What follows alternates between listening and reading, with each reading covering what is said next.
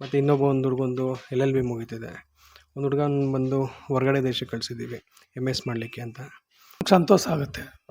ಒಟ್ಟಿನಲ್ಲಿ ಕೆಟ್ಟ ಅಭ್ಯಾಸ ಇಲ್ದೇನೆ ಒಳ್ಳೇದು ಮಾಡ್ತೀವಿ ಅಂದಾಗ 4 ಜನಕ್ಕೆ ಕೊಡೋದು ಮಾಡೋದು ಅನ್ನೋದ್ಮೇಲೆ ಅದು ಒಳ್ಳೆ ಕೆಲಸ. ಯಾರೇ ಬಂದರೂ ಕೂಡ ಎಜುಕೇಷನ್ ಸಂಬಂಧಪಟ್ಟಾಗೆ ನಾವು ಅವ್ರು ಸಪೋರ್ಟ್ ಮಾಡುವಂಥ ಕೆಲಸನ ಮಾಡ್ತಿದ್ದೀವಿ.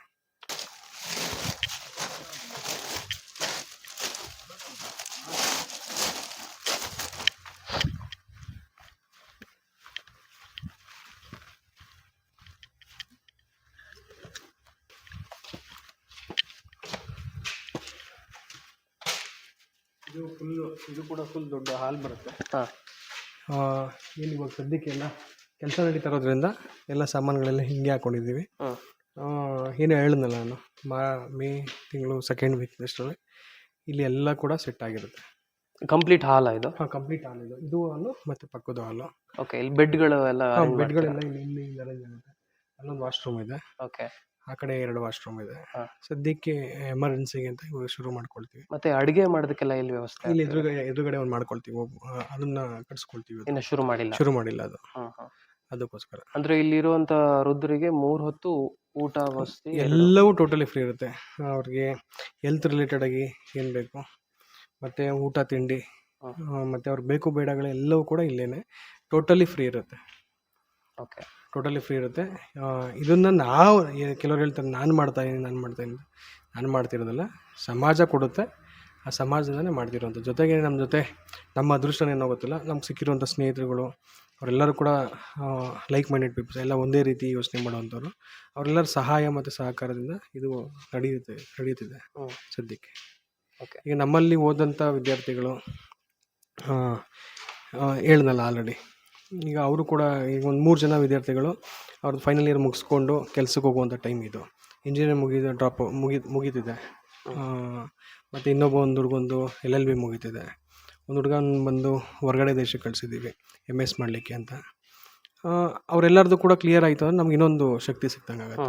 ನೀವು ಅವು ಕೇಳೋದಲ್ಲ, ಸಂಪನ್ಮೂಲಗಳೆಲ್ಲ ಯಾವ ರೀತಿ ನಮಗೆ ನಾವೇನು ಮಾಡ್ತಿದ್ದೀವಿ ಅದೇ ನಮಗೆ ಒಂದು ಕೆರೆ ನೀರನ್ನು ಕೆರೆಗೆ ಚೆಲ್ಲಿ ಅನ್ನುವಂಥ ಒಂದು ಕಾನ್ಸೆಪ್ಟ್.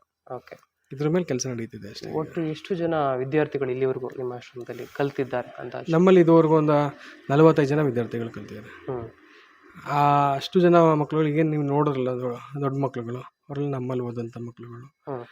ಅವರೆಲ್ಲ ಆಲ್ಮೋಸ್ಟ್ ಈಗ ನೀವೇನು ಅಲ್ಲಿ ಗ್ರೂಪ್ ನೋಡಿದ್ರಿ, ಅದ್ರಲ್ಲಿ ಒಂದು ಹುಡುಗ ಮಾತ್ರ LLB ಮಾಡ್ತಿದ್ದಾನೆ.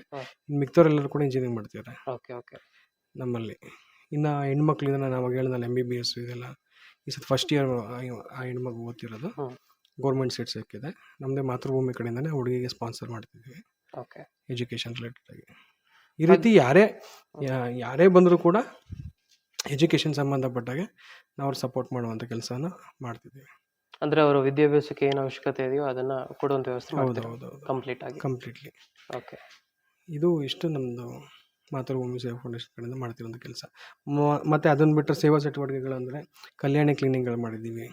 ಮತ್ತು ರಸ್ತೆ ಗುಂಡಿಗಳನ್ನ ಏನಿರುತ್ತೋ ಮುಚ್ಚುವಂಥ ಕೆಲಸ. ಮತ್ತು ಮುಂದಿನ ದಿನಗಳಲ್ಲಿ ಇಲ್ಲೇ ಒಂದು ಗೋಆಶ್ರಮ ಮಾಡಬೇಕು ಅಂತ ಅಂದ್ಕೊಂಡಿದ್ದೀವಿ. ಅಂದರೆ ಇದು ನಮ್ಮದೇ ಊರು ಆದ್ದರಿಂದ ನಮ್ಮದು ಏನು ನಮ್ಮ ತಂದೆಯವರು ಸಪೋರ್ಟ್ ಕೊಡ್ತಾ ಇರೋದ್ರಿಂದ ಅದ್ರ ಮುಖಾಂತರವಾಗಿ ಎಲ್ಲ ಮುಂದಿನ ದಿನಗಳಲ್ಲಿ ಆಗತ್ತೆ. ಇಲ್ಲೇ ನಾವು ಬೆಂಗಳೂರಿನಲ್ಲಿ ಮಾಡಬೇಕು, ಚನ್ನಪಟ್ಟಣದಲ್ಲಿ ಮಾಡಬೇಕು ಅಂತ ತುಂಬ ಪ್ರಯತ್ನ ಪಟ್ವಿ.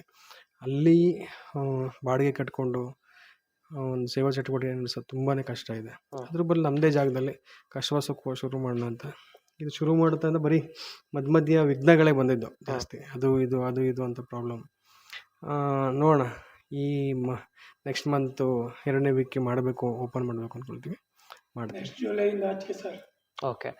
ಇದಕ್ಕೇನಾದರೂ ವಿಘ್ನಗಳು ಅಂತ ಹೇಳಿದ್ರಿ ನೀವು, ಆ ಕಾರಣಕ್ಕೆ ಹೇಳ್ತಾ ಇದ್ದೀನಿ. ಏನಾದರೂ ರಾಜಕೀಯ ಸಮಸ್ಯೆಗಳೇನಾದರೂ ಇದೆಯಾ ಇದರಲ್ಲಿ? ಇಲ್ಲ, ರಾಜಕೀಯ ಸಮಸ್ಯೆ ಅಂತ ಏನಿಲ್ಲ.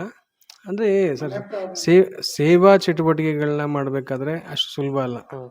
ಯಾರೇ ಸೇವಾ ಚಟುವಟಿಕೆಗಳು ಮಾಡಬೇಕಾದ್ರೂ ಕೂಡ ಯಾವುದೇ ಒಂದು ಆಶ್ರಮ, ಕೆಲವರು ಹೇಳ್ತಾರೆ ಅವ್ರು ಹಂಗೆ ಇವ್ರು ಹಿಂಗೆ ಅಂತ. ಒಬ್ರ ಬಗ್ಗೆ ನೆಗೆಟಿವ್ ಆಗಿ ಹೇಳೋದು, ಒಬ್ರ ಬಗ್ಗೆ ನೆಗೆಟಿವ್ ಆಗಿ ಮಾತಾಡೋದು, ಅದು ಅವ್ರಿಗೆ ಅದ್ರ ಬಗ್ಗೆ ನೋಡಿರೋದೇ ಇಲ್ಲ. ಸುಮ್ಮನೆ ಎಲಿಬಿಲ್ಲಿ ನಾಲ್ಗೆ ಅಂತ ಹೆಂಗೆ ಬೇಕಂಗೆ ಮಾತಾಡ್ಬೋದು. ಅದ್ರ ಬದಲು ಅದ್ರೊಳಗಡೆ ಇಳಿದಾಗಲೇ ಗೊತ್ತಾಗೋದು. ನಮ್ಮನ್ನು ಯಾರು ಕೇಳಿದ್ರೆ ಆಶ್ರಮ ಹೆಂಗೆ, ಇವ್ರು ಹೆಂಗೆ, ಅವ್ರಂಗೆ, ಎಲ್ಲರಿಗೂ ಕಷ್ಟಗಳಿದೆ. ಎಲ್ಲ ಆಶ್ರಮಗಳಿಗೂ ಕೂಡ ಕಷ್ಟ ಇದೆ. ಯಾರು ಕೂಡ ಸುಲಭವಾಗಿ ಬಾಳೆಹಣ್ಣ ಎಷ್ಟು ಈಸಿಯಾಗಿ ತಿಂತಾರೋ ಅಷ್ಟು ಈಸಿ ಅಲ್ಲ. ಒಂದು ಆಶ್ರಮ ನಡೆಸ್ಬೇಕಂದ್ರೆ ಕಷ್ಟ ಇದ್ದೇ ಇದೆ.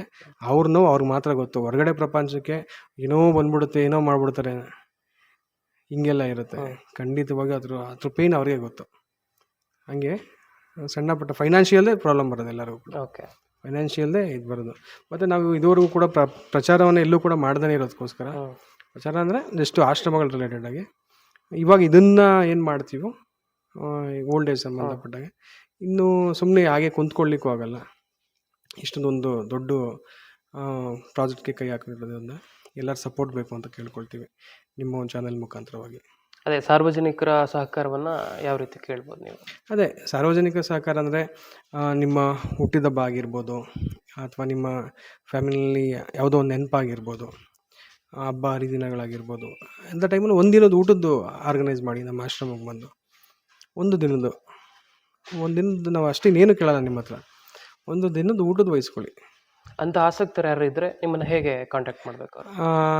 ಮಾತೃಭೂಮಿ ಸೇವಾ ಫೌಂಡೇಶನ್ ಅಂತ ನಮ್ಮದೇ ಫೇಸ್ಬುಕ್ಕು, ಇನ್ಸ್ಟಾದಲ್ಲಿ ಮತ್ತು ಯೂಟ್ಯೂಬ್ನಲ್ಲಿ ಲಿಂಕ್ ಇದೆ. ಅದನ್ನು ಅದ್ರ ಮುಖಾಂತರ ಕಾಂಟ್ಯಾಕ್ಟ್ ಮಾಡ್ಬೋದು. ನನ್ನ ನಂಬರ್ ಬಂದು 9164881858. ಅದ್ರಲ್ಲಿ ನಾನು ರಿಸೀವ್ ಮಾಡಿಲ್ಲ ಅಂದರೆ ನಮ್ಮ ಹುಡುಗರುಗಳು ಯಾರಾದರೂ ನಮ್ಮ ಮಾತೃಭೂಮಿ ಸಂಬಂಧಪಟ್ಟಂಥವ್ರು ರಿಸೀವ್ ಮಾಡ್ತಾರೆ, ಮಾತಾಡ್ತಾರೆ. ಈ ರೀತಿ ಕಾಂಟ್ಯಾಕ್ಟ್ ಮಾಡ್ಬೋದು. ನಮಸ್ಕಾರ.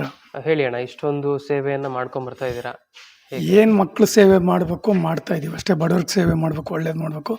ಅದು ನಮ್ಮ ತಂದೆನೂ ಸೇವೆ ಮಾಡೋ ಅಭ್ಯಾಸ, ನಾವು ಅದನ್ನೇ ರೂಢಿ ಮಾಡ್ಕೊಂಬರ್ತಾ ಇದ್ದೀವಿ, ನಡ್ಕೊಂಡು ಹೋಗ್ತಾ ಇದೆ.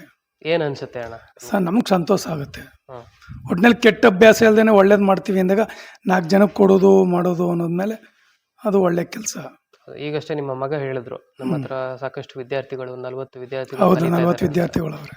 ಅದು ವಿದ್ಯಾಭ್ಯಾಸದ ಬಗ್ಗೆ ಏನು ಹೇಳ್ತೀರಾ? ವಿದ್ಯಾಭ್ಯಾಸ ಕೊಟ್ಟಷ್ಟು ಒಳ್ಳೇದಲ್ಲ ಮಕ್ಕಳಿಗೆ. ದೇಶ ಬೆಳೀತದೆ, ಅವರ ಅನುಭವ ಬೆಳೀತದೆ, ಅವ್ರು 4 ಜನಕ್ಕೆ ಉಪಯೋಗ ಹೇಳುವಂಥವ್ರು ಆಗ್ತಾರೆ.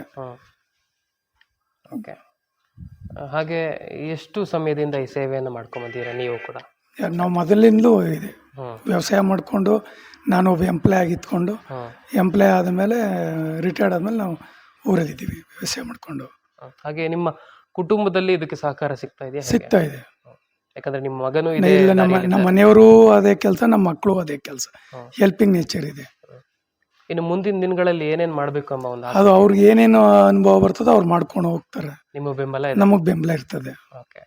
ನಿಮ್ಮ ಹೆಸರಣ್ಣ? CM ಶಿವಕುಮಾರ್ ಅಂತ.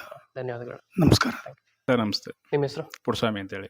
ಓಕೆ. ನೀವು ಇಲ್ಲಿಯ ಸ್ಥಳೀಯರ ಹೇಗೆ? ನಾವು ಪಕ್ತೂರವರು, ದಾಸಗೌಡ ದೊಡ್ಡಿಯವರು. ಇಲ್ಲಿ ಆಶ್ರಮ ಕೆಲಸ ನಡೀತಾ ಇದೆ. ಕೆಲಸ ನಡೀತಾ ಇದೆ ಸರ್. ಹೌದು, ಏನಂತೀರ ಅದ್ರ ಬಗ್ಗೆ? ಅದ್ರ ಬಗ್ಗೆ ಮಾಡ್ತಾರೆ, ಒಳ್ಳೇದಾಗಲಿ, 4 ಜನಕ್ಕೆ ಅನುಕೂಲ ಆಗಲಿ ಬಡವ್ರ ಮಕ್ಳಿಗೆ ಅನ್ನೋದು ನಮ್ಮ ಉದ್ದೇಶ. ಅದು ಬಿಟ್ರೆ ಪಾಪ ನಾವು ಅವ್ರು ಕೆಲಸ ಮಾಡ್ತಾರೆ ಆ ಥರ ಇದು ಮಾಡಬಾರ್ದು ಅಂತ, ಆ ಥರ ಇಲ್ಲ. 4 ಜನಕ್ಕೆ ಒಳ್ಳೇದಾಗಬೇಕು, ವಿದ್ಯಾಭ್ಯಾಸ ಸಿಗಬೇಕು, ಬಡವ್ರಿಗೆ ಒಳ್ಳೇದಾಗಬೇಕು ಅನ್ನೋದು ನಮ್ಮ ಆಸೆ. ಹಾಗೆ ಸಾರ್ವಜನಿಕರಿಗೆ, ವೀಕ್ಷಕರಿಗೆ ಏನು ಹೇಳಕ್ ಬಯಸ್ತೀರಾ? ಇಂಥ ಒಂದು ಸೇವೆಯನ್ನು ಇವ್ರು ಮಾಡ್ಕೊಂಡ್ ಬರ್ತಾ ಇದ್ದಾರೆ, ಅದು ಮಾಡಲಿ, ಅವರು ಒಳ್ಳೇದಾಗಲಿ ಅನ್ನೋದು ನಮ್ಮ ಅಭಿಪ್ರಾಯ. ಅದು 4 ಜನ ಸೇರಲಿ, ಇನ್ನೂ 4 ಜನ ಹಚ್ಚಿದ್ರೆ 20 ಆಗಲಿ, 20 ಇದ್ರೆ 50 ಆಗಲಿ, ಮುಂದೆ ಇಂಪ್ರೂವ್ಮೆಂಟ್ ಆಗಬೇಕು. ಅದೇ ನಮ್ಮ ಆಸೆ ನಮ್ಮದಿಲ್ಲಿ. ವೀಕ್ಷಕರೇ ನಮಸ್ಕಾರ. ಈಗಷ್ಟೇ ಕೇಳಿದ್ರಲ್ಲ ನೀವು, ನಾವು ಯಾವುದೋ ಕಾರಣಕ್ಕಾಗಿ ಈ ರಸ್ತೆಯಲ್ಲಿ ಬರ್ತಾ ಇದ್ವಿ, ಈ ಬೋರ್ಡನ್ನು ಗಮನಿಸಿದ್ವಿ. ಇಲ್ಲಿ ನೋಡಿ ವಿಚಾರಿಸಿದಾಗ ಅವರು ವೃದ್ಧಾಶ್ರಮವನ್ನು ಕಟ್ತಾ ಇದ್ದಾರೆ. ಯಾವುದೇ ಫಲಾಪೇಕ್ಷೆ ಇಲ್ಲದೆ ತಮ್ಮ ಸ್ವಂತ ಶ್ರಮದಿಂದ ಒಂದಷ್ಟು ಜನ ಗೆಳೆಯರ ಬಳಗ ಎಲ್ಲ ಸೇರಿಕೊಂಡು ಅವರು ವೃದ್ಧಾಶ್ರಮವನ್ನು ಕಟ್ತಾ ಇದ್ದಾರೆ. ಇದಿಷ್ಟೇ ಅಲ್ಲದೆ ಇನ್ನೂ ಆಶ್ಚರ್ಯಕರ ವಿಚಾರ ಏನಂದರೆ, ಈಗಾಗಲೇ ಅವರು ವಿದ್ಯಾರ್ಥಿಗಳಿಗೆ ವಿದ್ಯಾಭ್ಯಾಸನ ಕೊಡ್ತಾ ಇದ್ದಾರೆ, ಇನ್ನೊಂದು ಆಶ್ರಮ ಕೂಡ ಅವರು ನಡೆಸ್ತಾ ಇದ್ದಾರೆ ಎಂಬುದು ಗೊತ್ತಾಗ್ತಿದೆ. ಮಾತೃಭೂಮಿ ನಿರಾಶ್ರಿತರ ಆಶ್ರಮ ಅಂತ ಅವ್ರದ್ದು ಒಂದು ಟ್ರಸ್ಟ್ ಇದೆ. ಆ ಟ್ರಸ್ಟ್ನ ಮೂಲಕ ಇಷ್ಟೆಲ್ಲ ಕೆಲಸಗಳನ್ನು ಮಾಡ್ತಾ ಇದ್ದಾರೆ, ಪರೋಪಕಾರಿ ಕೆಲಸಗಳನ್ನ ಮಾಡ್ತಾ ಇದ್ದಾರೆ. ನಾವು ಈಗ ಸಂಪೂರ್ಣವಾಗಿ ಈಗೇನು ಈ ಕಟ್ಟಡವನ್ನು ನೋಡಿದ್ವಿ, ಮೇ ತಿಂಗಳ 1ನೇ ವಾರಕ್ಕೆ ಈ ಕಟ್ಟಡದ ಸಂಪೂರ್ಣ ಕಾರ್ಯ ಮುಗಿದು ಇಲ್ಲಿಯ ಕೆಲಸಗಳು ಶುರುವಾಗ್ತವೆ ಅಂತ ಹೇಳ್ತಾ ಇದ್ದಾರೆ.